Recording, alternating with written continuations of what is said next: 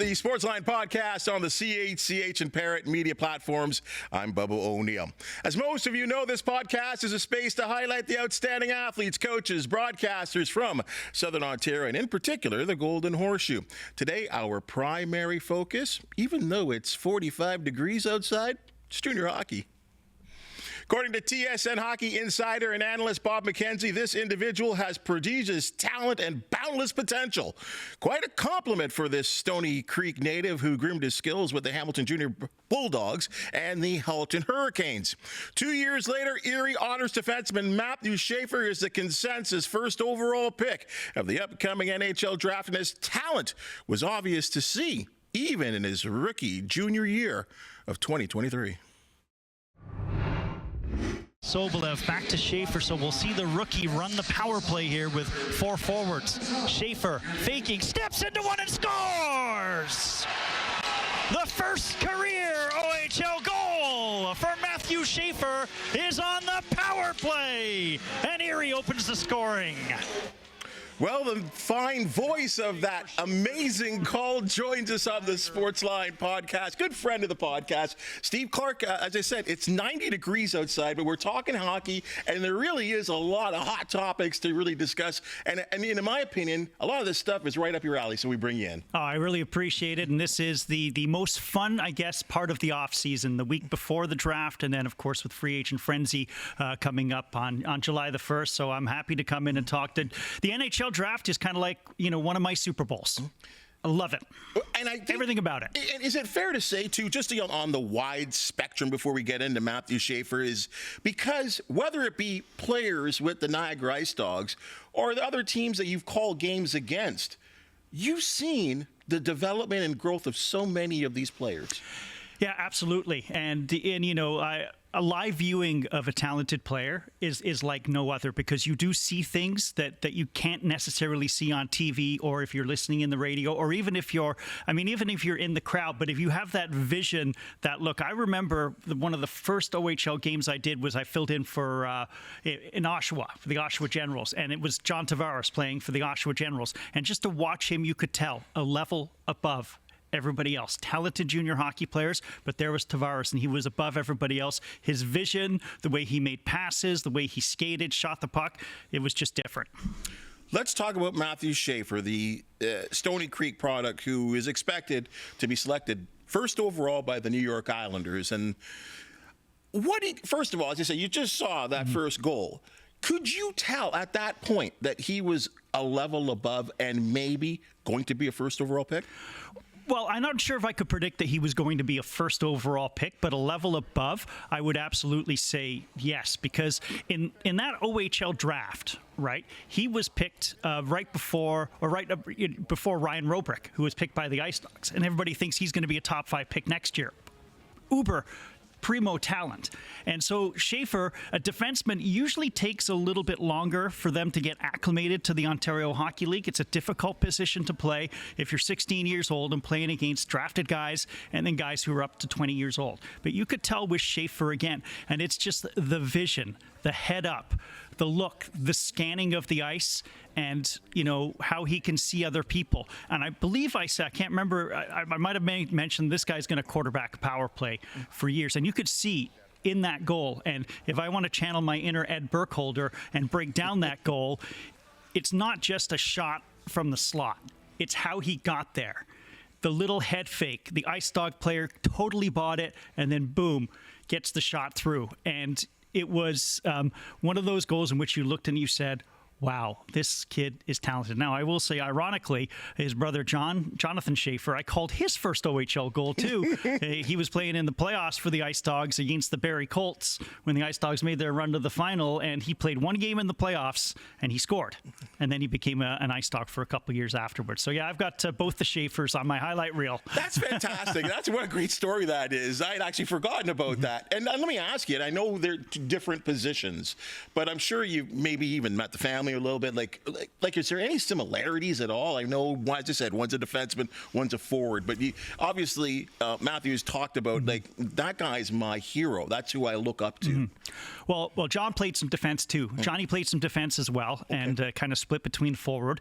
And from what I know, the two personalities of these boys are like very, very outgoing, very, very well spoken, very, very articulate, very, very comfortable in talking with adults. And people that age, sometimes they're not that comfortable, and you get mumbled cliches, right? You've seen the interviews that Matthew Schaefer has done, whether it's with, TSN or Sportsnet or whoever, and you see how he comes across in terms of the personal tragedy that he has endured. His brother, just like that. Just remember him being very, very, outgoing and well-spoken. And my guess, it wouldn't surprise me. Johnny, I think he played 3 or 4 years for Brock. Wouldn't surprise me to see him accompany Matthew, maybe to Long Island when they get drafted as that mentor, and maybe they live together. Who knows, right? Well, let's go here first.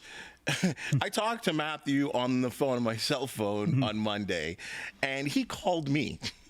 I'd left a message with the family to get him on the Sportsline Podcast, and I'll let you know, folks, he will be here after the draft, which we're really excited about to talk to him. So he calls me and says, "Oh, hello, Bubba, Mr. O'Neil." I was going to ask if he called you Mr. O'Neil. Mr. O'Neil. And then I said, "Hello." He goes, "It's Matthew Schaefer calling." And here I am. I got goosebumps, and a 17-year-old is calling me on my cell phone, right? But you're right. The way he presented himself, the way he talked to me, I thought to myself exactly what you thought. And that's always the greatest worry of sometimes when I have younger athletes right here on the show, is that some of them, the cameras come on, they get all clammy. And he was as smooth talking and mature sounding, yes sir, no sir, like all of it. It was unbelievable. I had to tell him, stop it with the sir. You're making me feel old, right? But it was like one of those situations where you say to yourself at the end of the call, boy, there's a kid that was brought up right. Yeah, absolutely. To your point, though, about being brought up, and you talked about the personal tragedy, there's a lot of people that don't know his story. It's coming out a little bit more with some features that have been done by the National Hockey League, Sportsnet, TSN. There are probably people listening and watching this podcast that don't really know. Maybe you can just kind of touch on a couple of things that this kid at 17 years old has gone through. Well, yeah, he in the space of a very, very short amount of time, he lost his mom to breast cancer, and young, right? I believe late 40s, maybe early 50s. One of his biggest fans, championed both of the boys, played hockey with the boys as well. Came out, I believe the story was he actually played goal, so both the boys could shoot on her, and just was a very, very special lady. And from what I heard, had kind of like, there was a remission, but then things went the other way, and the Schaefer family lost their mom and wife. And then just to compound that, the Billet family he was living with, the lady, a local reporter in Erie, took her own life. And I know that he had become close with that family. So,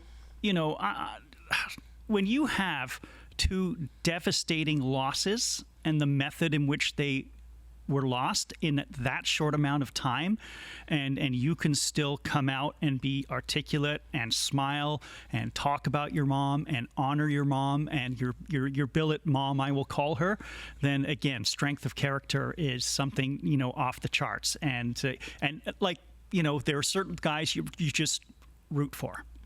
That's a great point. You root for. That's a great point. And everything I've seen, everything I've read, and how he honors both of his moms, I'll call it, is amazing to me. And he doesn't shy away from discussing it. He actually celebrates his mothers. And I'm not even a parent, and I know you are, to a hockey goaltender. Yes. And it's got to be special to see that and feel that. It really is, and you know, I get a little emotional just kind of even like considering and thinking and of how he, you know, honors his mom and talks about her and is able to speak, you know, about her. I mean, I lost my mom, and I have trouble speaking, you know, about her because it was a tremendous loss, you know, for our family. So to see somebody at this age with this maturity, I mean, he's 17 years old. He's an uber talented hockey player, and he has the demeanor of like somebody who's in his early to mid 30s, that maturity level. I was listening to a podcast, and at the prospects, the OHL prospects game that was in Brantford, the one podcast co-host Dan Mahar said that his team, who I believe like house league players, U16 house league players, you know, went to Brantford and got to meet the top prospects and just came away raving about Matthew Schaefer, about how down to earth he was, how interested he was, and those things mean a lot to people coming up. It's the little things that mean a lot to people and to fans and to people who approach you, and how you deal with them just shows the type of person that you are. And Matthew Schaefer just keeps showing that character, you know, every single time you see him on the TV and every single time you hear him. It's something. I don't think there's been a number one pick like this. To tell you the truth. No, I don't think so, because it's always like computer hockey guy. Yeah. I know you said the standard answers, you know, the learning the media, like all of that. It's very, very regimented. And what I'm feeling from this kid that goes to Newman High School and Stoney Creek, and you know, and has had the tragedies and the successes that he's about to, you know, and he's come through injury as well too. Yeah. Right. I mean, the shoulder, like it's amazing. Let me ask you this: does his game as a defenseman, and as you said, it is true, defensemen tend to take a little bit longer to develop in the junior hockey levels and in the National Hockey League, but does his game parlay to being a number one or number two defenseman in the upper levels? It really does, because the one thing you don't realize about him is that, and I didn't realize it about him either because I think he's had a growth spurt, is that he's 6'2". And he's about 185, 190. So he's a solidly built, reasonably tall defenseman who can play his position well. And he plays his position defensively well enough. Like, he's not going to be like the total one-way person. Now, I mean, some people, I heard somebody making a Cale Makar comparison. I don't think he's as flashy and brilliant and dynamic as Cale Makar. The comparison I heard, which I think should make him smile even more, is Scott Niedermayer. Wow. Right. And, you know, you remember, again, somebody who was 6'1", 6'2", just a very astute hockey player, high hockey IQ, could play both sides of the ice, very, very articulate and a winner. You remember, like, Scott Niedermayer would put on his glasses for interviews after a game, and he looked like this bookish professor. It was like Greg Maddux as well, like one of these guys you don't expect to be an athlete, and there they are. So I hear the Scott Niedermayer comparisons, and I think they're really good. Now, I think, in my opinion, because he only played 21 games last year between the OHL, the World Juniors, and the Prospects Challenge against the United States, it wouldn't surprise me to see him come back to junior hockey just to get more actual game action and reps, but I mean, that's to be determined by the Islanders and Erie. I'm all for this. I think there's just this amazing rush, and I feel sorry for Bedards and guys like this that come in with all this kind of hype, and then all of a sudden, even though I understand for the Blackhawks, they were a team that weren't going anywhere, might as well get them to the pros. I understand that mentality,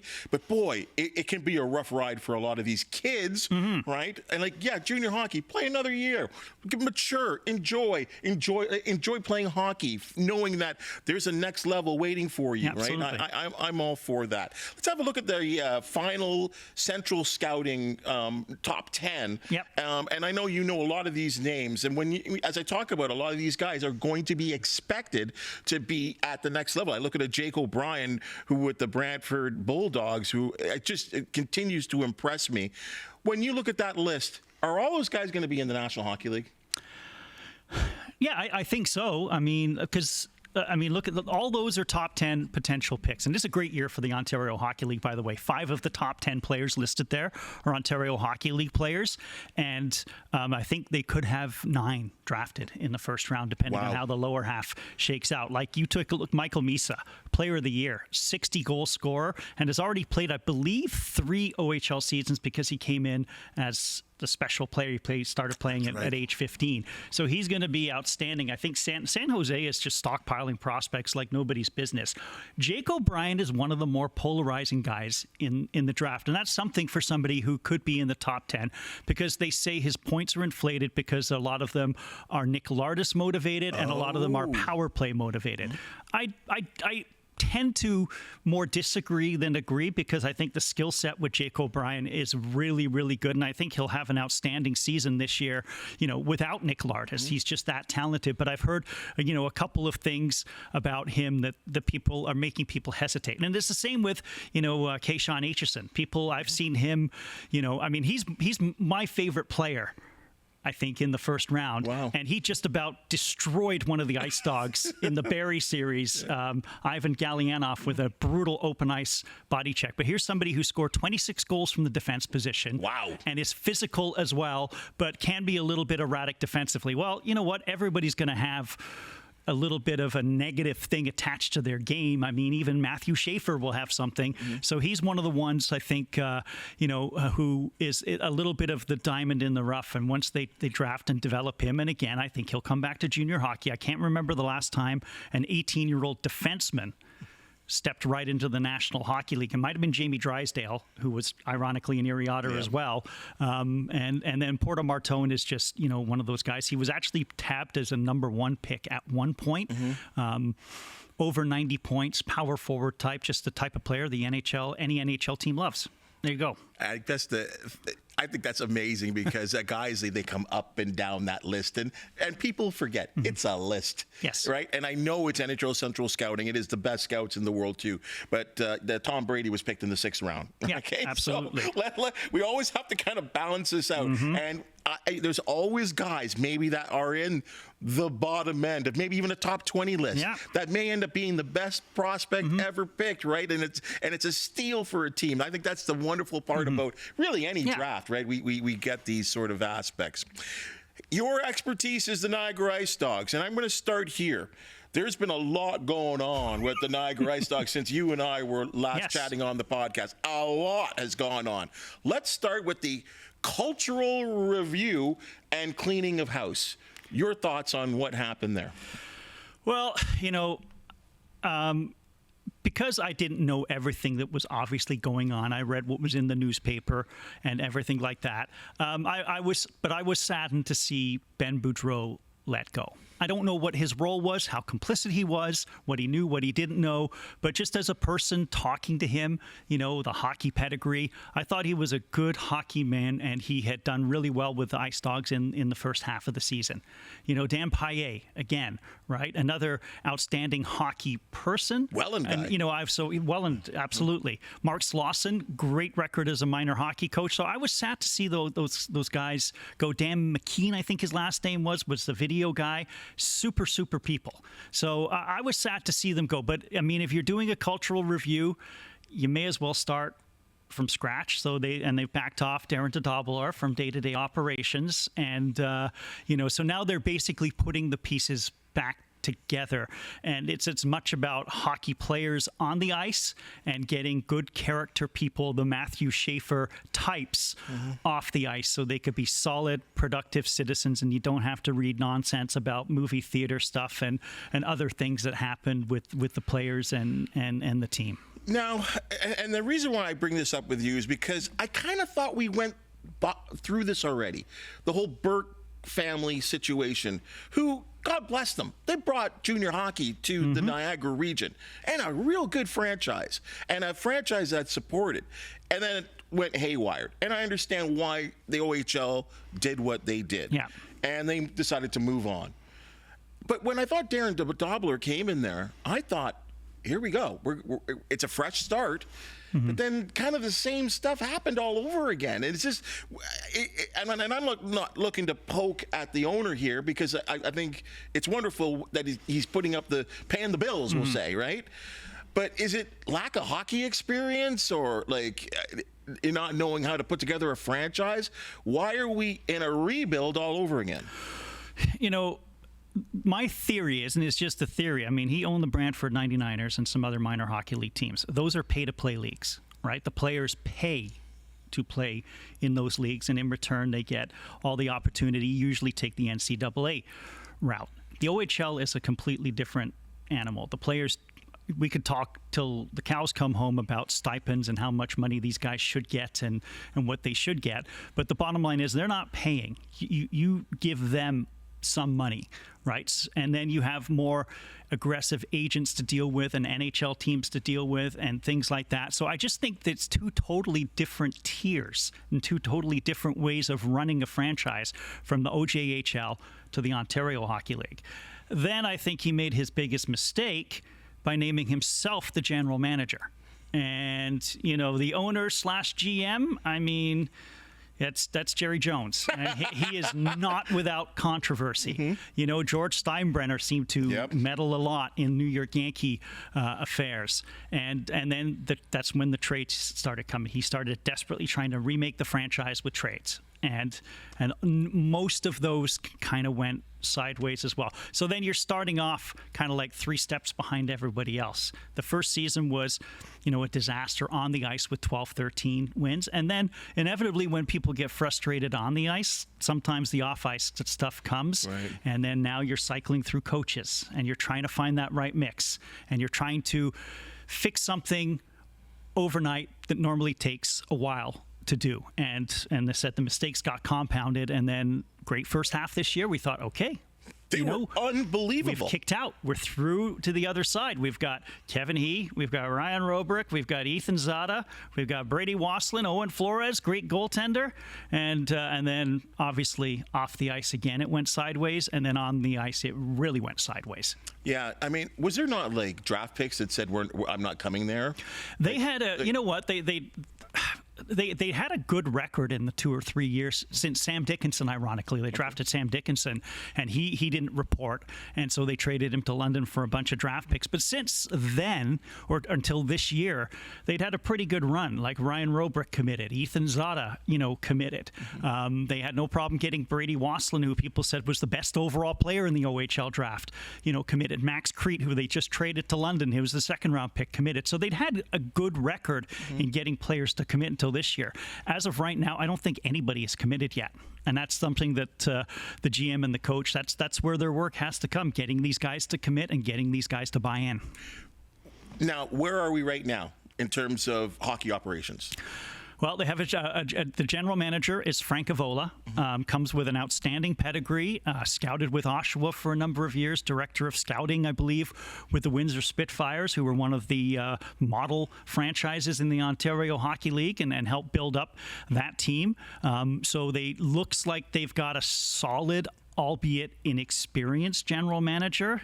He has never been a GM in the Ontario Hockey League, but he's made some trades already, and the trades look like they've made a lot of sense so far. There haven't been big trades, but they've been trades, trading players out, bringing players in, trading draft picks. I think he's done well.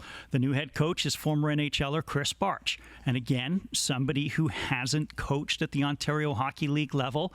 Coach minor midget, U16, his son Kane, I believe, was a first-round pick of Kitchener, was on that team, and then he worked in scouting and coaching with the Sabres for a number of years. And what I like about Chris Barch is that somebody who came through, played all 4 or 5 years in the OHL in London, and then spent 5 or 6 years at the American Hockey League before he got to the National Hockey League and became really the ultimate role player. Like, a tough, hard-nosed, fourth-line type guy. I was just going to say that. Not I wouldn't say like super, John Cordick goon-like, to use a dated, enforcer reference, but certainly, somebody who played a tough brand of hockey, and hopefully that carries over to the Ice Dogs. A friend of mine, Matt Young, pointed out to me, though, he goes, this is the 5th coach that Darren Dadobalar has hired, and all 5 of them have been first-time OHL coaches. It's interesting, and I don't say that, a lack of experience doesn't mean that you're going to not become a coach. Look at, Martin St. Louis in Montreal, right, as an example. So, but, they're untested, and they've got a big job ahead of them. Well, let's. I said this to you in a couple of podcasts ago. I love it when we don't have Hamilton any longer, but we still have the Brantford Bulldogs, and to see Niagara and that rivalry, I think it's a beautiful thing. The fact that they share the Dogs logo name, right? It's just an amazing thing, and we want Niagara to be good. And to see Niagara get out to that first half, which was, like I said, nationally ranked, if I remember correctly. They were, yeah. This was great to see. And then I kind of felt like here we go again when we were talking about them in the second half, and great to see them make the playoffs, right? And it was a tough draw for them as well too. But hopefully there's some building to come upon that. This week we've had the Hall of Fame announcements at the Hockey Hall of Fame, which, for me as a Sabres fan, to me it's spotlighted by, finally, after a 16-year wait, Alex Mogilny. Now, the rest of the class, unbelievable. Really, one of the best I've seen in some time in the first ballot Hall of Famers, and Joe Thornton, Duncan Keith, and Zdeno Chara. Hall of Famers. And then you're going down the list into the coaches and the builders and so-and-so and Botterill. Unbelievable class, really, of 8 people that's going in there. But I think right now, which I find interesting, is that there's a lot of conversation about who's not in. And Carey Price would be the one player that a lot of people are talking about. Now, there's some arguments there, too, that he's still getting a paycheck from the Montreal Canadiens, so maybe there's something there. But the one person that keeps coming up, and it's becoming more and more of a conversation every time of this time of the year, he's now 91 years old. And that's Don Cherry. Yeah. Complicated figure to discuss when we bring up hockey. Didn't have the best exit from Sportsnet at the time. But it would be argued that it was must-see, and I don't say this lightly, must-see intermission viewing for so many people. And I don't think, because a lot of people right now, once the end of the period, they're gone to their fridge and they're doing other things, picking up the phone. But you, in between the first period and the second period, on a Hockey Night in Canada broadcast on the old CBC and even near the end on Sportsnet, you want to know what Grapes had to say. Your thoughts, and please feel free to say what you want about Don Cherry. Is he a Hockey Hall of Famer? 1,000% yes. And a couple things. First of all, when Ed Burkholder and we do our first period intermissions, I play the straight man, the Ron McLean setup type. And Ed is not nearly as controversial as Don Cherry, but his enthusiasm and the way he approaches the game and the way he breaks down the game is a lot how Grapes was. So we kind of modeled ourselves a little bit after that dynamic. Of course, we're not going to match it, but we modeled so that there's that. I loved watching Coach's Corner. So there's that. But Don Cherry is a many-faceted person when it comes to hockey, right? The debate goes in, should he go in the broadcaster's wing, the Foster Hewitt Award, or can he go in as a builder? And I think there's arguments for both. I mean, here's somebody who was a relatively successful coach with the Boston Bruins, a successful entrepreneur with the Rock'em Sock'em videos, the Don Cherry restaurants, all the books that he co-authored and was a part of. He was his own brand, really. And then you get into the Hockey Night in Canada stuff. And to me, he changed the way that intermissions were viewed, right? It used to be play the organ music in the arena, bathroom break, let's look at some highlights, let's talk to a player and get some cliches, and back we go. But then for 8 minutes on Saturday night, there was Don Cherry, and yes, you wanted to hear what he said. As for the politics, Bubba, I'm somebody right now who could care less what people's politics are. I'll make a judgment based on what they're doing in front of me, right? If you came out and we started arguing about politics, I could care less. Like, I honestly could care less about the and I know the controversy, and I know why people don't like him. But we're in the entertainment business in as much as the sports analysis business. And Don Cherry was both an entertainer and he was a broadcaster who was must-see TV. The one thing I will always say about Don Cherry, whether we get into the deep of, some of the terminology he tended to use at times, especially earlier more so, I mean, against French people, against people that wore visors. His vocabulary at times was pretty old school. Yes. But I also would say it represented an era of our lives that we have lived through where that kind of slang talk was acceptable. Yep. Now, he got really old, and we can say with honesty, and I think a lot of families can say this, that our older parents or even grandparents, they get to a certain age and they're just not going to change. Yeah. Now, I blame the television. I blame CBC. I blame even Sportsnet for not saying, we're going to rein you in a little bit. You can't have you say this. We can't have you say this. And they allowed Don Cherry, in my opinion, to get so big as a character that he was not going to change. Yeah. So you had to stop this early. Yeah. Right before he turned into the monster, if you want to call it that. But I will also say this: no one, I don't think anyone waved the Canadian flag and supported Canadian pride. We don't do that very well in this country. No, we don't. We're getting better. We're getting better, especially with this 51st state stuff. We're getting better. But no one was willing to stand up for that flag, at least in the sports world, and especially because it's hockey and we always will consider it ours, than Don Cherry. And for that, he should be rewarded.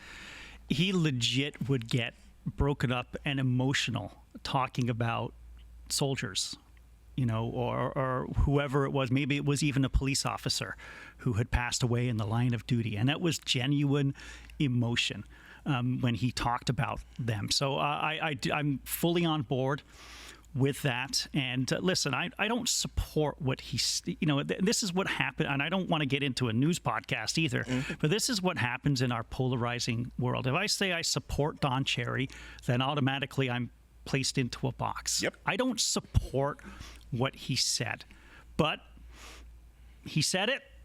It's out there. We knew that he was one controversy away likely from being let go. And when he said what he said, that one night on Hockey Night in Canada, I looked at my wife and we looked at each other and we're like, and I said, he's done. Because they won't stop until they get him. And they did. Now we're at a point now, he's 91 years old.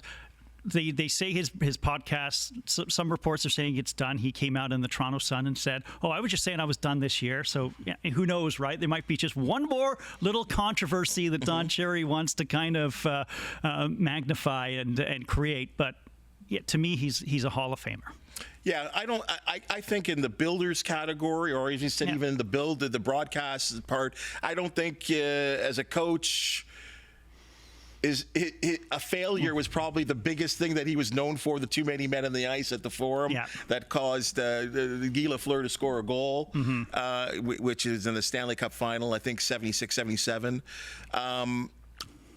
I was kind of the thing he got more famous for, because when he went to Colorado with the Rockies, wasn't good times, right? No. So, but as a broadcaster, as someone that promoted the sport, I'm going to tell you this. I mean, and you and I have so many highlights in our broadcasting careers.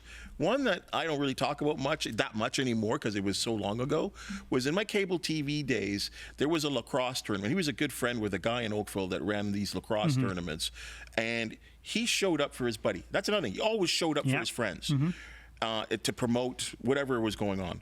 He showed up at Oakville Arena, old Oakville Arena, which is now rebuilt and stuff, and he was kind of the feature guy, shaking hands, talking to a lot of kids. And I pulled him aside. I said, "Hey, can we do a little chat, whatever?" And he said, "Absolutely." We did chat. And I said, and I brought on camera, I said this. I said, "Let's have a coach's corner." And he just started giggling, and he thought I talked to him for about 5 minutes.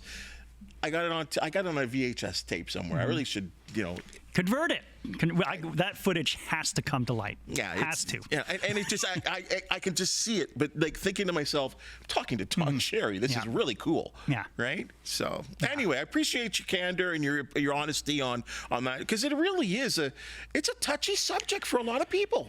It really is. A lot of people would just rather he never be mentioned on social media or ever again. Others are hardcore supporters, and then I think there are people like you and I who are, you're more obviously full-time in the business. I'm freelance in the business, who appreciate and are able to see Don Cherry for who he is. So, and in an era and a time in which Sportsnet is getting some flack for their presentation of first intermissions and it being a little bit flat and predictable and mixing in too many personalities, and they're starting a new big 12-year deal or whatever it is after next year, they need to find that Don Cherry type who can be entertaining but also cater to the hockey fan.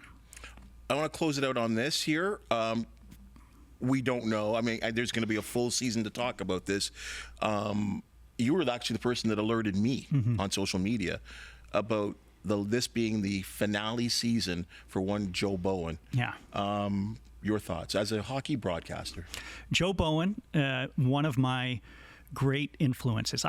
There's four guys who I really, really loved. Bob Cole, Joe Bowen, Tom Cheek, Rick Jenneret, all part of being around in this area. Right? So Joe Bowen, to me, in that era in which you did listen to the radio a lot more, because not all games were on TV and it was just the medium to go to, is that he was the heart, soul, heartbeat, however you want to put it, of the Leafs. Started in the early 80s, and back then the Leafs were terrible in the 80s. Horrible. There was some awful, Horrible. To the run in 93.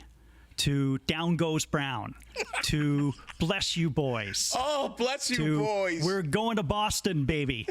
And all those iconic calls. He just left it all out there, and it was a genuine person who just happened to be doing an outstanding job of play-by-play. And that Stanley Cup has eluded him. They've come close. And I would listen. I'd love to see him get one in the last. It would be the storybook way of ending things. But you know what? Your story doesn't end the way that you want it to. Ask Dan Marino, right? Ask Pete DeBoer, right? Ask Corey Perry, right? Who did win a Stanley Cup, but that was almost 20 years ago. So Joe Bowen, to me, it's like I still turn on the radio, but I also hear Joe's frustration because he's not shy. Of calling games from a studio. Yeah. And that's difficult for it. Trust me, I've done it. It's not easy to do. And especially for hockey. So, God bless him. I used to record some of his goal calls for my answering machine. Don't disturb me, the Leaf playoffs are on, and then I play a Joe Bowen call. That's probably showing my age a little bit too, but there you go. Yeah, it's crazy, and I mean we'll get into this another time. But the fact that he's calling these games from a booth, and look, I'll say this: I might get in trouble. If this was the Anaheim Mighty Ducks, if this was Carolina Hurricanes, and I'm not saying that people don't care about those franchises, but the Toronto Maple Leafs are an original six. And I know they have not won a cup since 1967, but they are one of the brands in not only the National Hockey League, but in all of sports. And to have two men of the quality that call games on the radio, and in Ralphie as well, for them to be not traveling with the team, you don't even have to travel with the team. You can just give them a charter flight or a couple tickets to follow the team. Yeah. For them not to be part of the on the road carrying the team, to me is a disgrace. It's a disgrace. Yeah. I can't believe it. This is the Toronto Maple Leafs. Yeah. I don't know. Like, I get it. Back in the days, these guys had, you said the stipend. They give them $200 a day. You know what? You don't even have to go there anymore. No. You don't have to do that. But have them calling the games live at not only Scotiabank Arena, but everywhere else the team is. Yep. Like, it can't be that much, can it? It's silly that the Leafs are in Buffalo and they're not in a booth. Not in Ottawa, where you can just hop in the train first class in the train. It's a lot cheaper than Montreal a plane. too. Montreal. Detroit, you can drive if you want. Pay the gas mileage and pay them on top of that, right? And then, I know.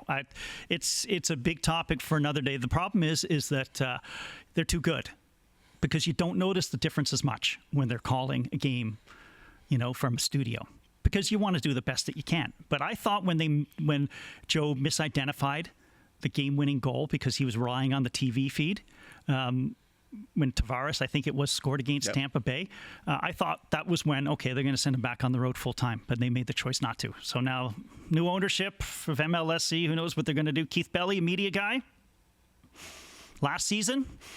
It'd be nice. Yep. If not, it'd be real nice to have cameras following him for like the final season or something like that. I always wish they did something like that with Jennerat, with the Sabres as well too. It'd be nice to have like some type of feature. We all love these features on Netflix and stuff like that. And I'll tell you, one with Joe Bowen doing his final season, I think we'd all watch. Absolutely. Yeah. Dude, always great to have you in on the Sportsline Podcast. Always love to be invited. An outstanding hockey conversation as we approach the month of July. It's incredible. I can't wait till free agent frenzy and we can kind of put hockey on the shelf for a little bit. And then you can give your voice a little bit of a rest too and get fired up for what will be another great season, hopefully, for the Niagara Icedogs. Thank you so much for your time. Appreciate you coming in all the time, man. Thank you. Thank you. That's your Sportsline Podcast for the day. And if you've just seen and heard, we love talking hockey. Yes. And if you do know of an athlete, team, or event to promote, the Sportsline Podcast do want to hear from you. Please hit that thumbs up, like, and subscribe button. And if you have something to say, we always appreciate your comments for the wonderful people that make the Sportsline Podcast possible. Thank you so very much. And we'll see you tomorrow.